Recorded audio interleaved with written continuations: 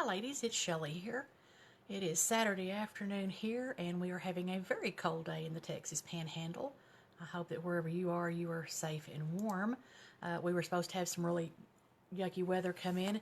Got up yesterday morning and it was not here, and I thought, yay. While I like the weather cooler, what that really means is I like it to be about 65 degrees and the sun shining. I do not like the ice, and I do not care for the snow particularly. But today we've got several inches of snow, and when I stepped outside to get the newspaper, we found out there it was. Anyway, hopefully it will not last too long because I'm not that wild about it. Anyway, I just wanted to pop in here today real quick. I had a question come across about using planners and how to find the time to actually use your planner to make it work for you, and a little bit about, where to put them so that you can keep them. Okay, let's just get real here for a second. Planners are great and I love them. I mean, I really, really love them. But unless you use them, they're worthless, okay? Now, as far as time to figure out when to actually sit down and plan in your planner, that's going to be something that's very individual. I tend to sit down on the weekends at some point and kind of look through my big goals for the month and then what I need to get done during the week. And I tend to take my planner and go curl up on the couch off over there and sit there and plot and plan. And to me, it's kind of therapy because I get a lot of the stuff out of my head and down into the planner, okay? But some people might prefer to do that first thing in the morning before they start their day. Whenever you do that, it's going to totally be up to you. But I just want to talk a little bit about the size of the planners and an alternative to how you can, keep from having to lug one of these things around. Now, a lot of it depends on your situation. When I was working at schools, my planner literally went with me from work to home and back again. I didn't go anywhere without that planner because my life was in that planner. Everything that I had to do at work during the day and all the rest of it. Now, that's the reason sometimes people like some of these little bit smaller sizes.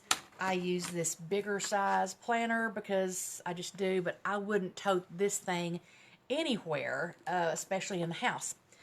But if you are working at home, if you're working at a desk and have an area in your home, you can do like I do, and I literally keep my planner close to where I'm working all the time. But if your situation is such that you are at home and maybe you're chasing kids around, or you're not necessarily working in a particular area all the time, one thing you might consider, and part of the reason I like the Cubby planner so much, is I like to be able to take these pages out. And you could take your pages out, take several of them, put them on a clipboard like this right here, go curl up on the couch or in your favorite chair, or take them, back and sit on the bed and do your plotting and planning and your time blocking for the week so that you don't have to carry around this, or heaven forbid, this, which is just way too stinking big for any of that. The other nice thing about having the pages that you can take out is once you've got your stuff plotted for the day of what you're going to do and you've got it time blocked out, put this on the refrigerator.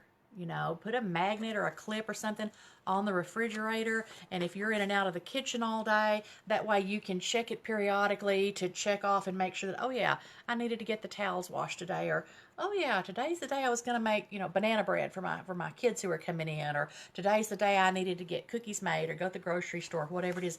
That's the nice thing about these over this.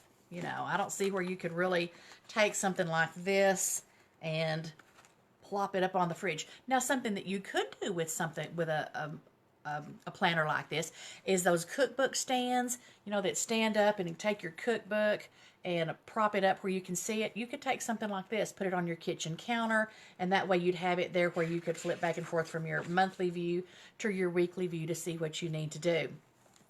But as much as I love a planner by itself is just magical thinking. It doesn't get anything done. You have to actually sit down and use the planner, plot out what you're going to do, and do that to make it work for you. Otherwise, it's just a really heavy paperweight, to be real honest, which in that case, if it's a paperweight, it's clutter. You might as well go ahead and get rid of it. like I said, I've said before, I like the Covey planners the best. I do use the big one, but they make these in several different sizes. This is the Monarch size, if anybody's interested. That's the 8.5 by 11. The classic size is about 5.5 by 8, which makes it a little more the size of this one. And then they even have the compact size, which literally is, just, pretty small to go off in there. They do make the ring bound planners in addition to the ones that go in a ring binder, or they make the spiral ones in addition. But the nice thing with being able to take them out is you can then take these out of the binder, take a few pages at a time, go sit down, spread them out, plan out your week, put a magnet, put them on the refrigerator, and then once you're done with them, some people keep them, and when I worked at the schools, I always kept them because that way I had the notes and things. But I'll be honest, a lot of times when I'm done with these for the day, unless there's some reason I need to keep it, like if you were working for clients and doing work like that, you might need to keep an accounting of your time. But if you're just using it as a to-do list and reminders for you, there's no law that says you have to keep these things when you're done with them. I used to keep a bunch of them, and I finally got to the point I realized that this is just adding clutter to my life, and unless it's something that I need to keep, get rid of that, and there's no reason to build up all that excess paper and clutter and stuff in your house. So anyway, just thought I'd pop off in here real quick. It is, like I said, the way I take mine is I usually on a Saturday afternoon or a Sunday afternoon will take my planner, go curl up on the couch somewhere and sit and plot and figure out what do I need to get done for the week, and actually plot it into certain time zones during the day so that I know I get done. And like I said, it may be a little bit OCD, but we might not ever have clean towels at my house if I didn't remember to write down that, oh yeah, we need to write this out. The other reason that I like to plot these things down is other people in my house know that, okay, Monday is laundry day for me and Tuesday is towel Tuesday, because other people in the house that need access to the washer and dryer. You also can post this on your fridge and put down what you're going to have for supper that night, and that way people can take a look at it if they're interested, and you can get them trained to do something besides just say, honey, what's for supper? Anyway, just thought I'd pop in real quick with that. I love planners. I love talking about planners. If you've got questions about planners, shoot me a message through Facebook or ask a question in the group.